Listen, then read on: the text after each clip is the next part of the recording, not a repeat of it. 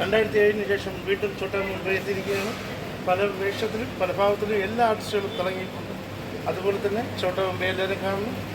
തിയേറ്ററിൽ നിറഞ്ഞ് ആഘോഷിച്ചുകൊണ്ടിരിക്കുകയാണ്. എല്ലാവർക്കും വിജയത്തിന് ആശംസകൾ. ഓക്കെ. ചേട്ടന് ലാലേട്ടൻ്റെ കട്ട ആരാധകനാണ്. ഞാൻ ഏതാണ്ട് 18 വർഷം കൊണ്ട് മെഡിക്കൽ ഫീൽഡിലുണ്ട്.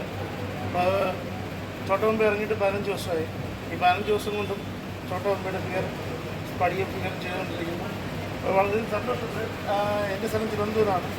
വളരെ വേദനാമുറിവാണ് ഇങ്ങോട്ട് വന്നത്. കാര്യം ടിക്കറ്റ് കിട്ടുമെന്നുള്ള പ്രതീക്ഷയില്ലായിരുന്നു.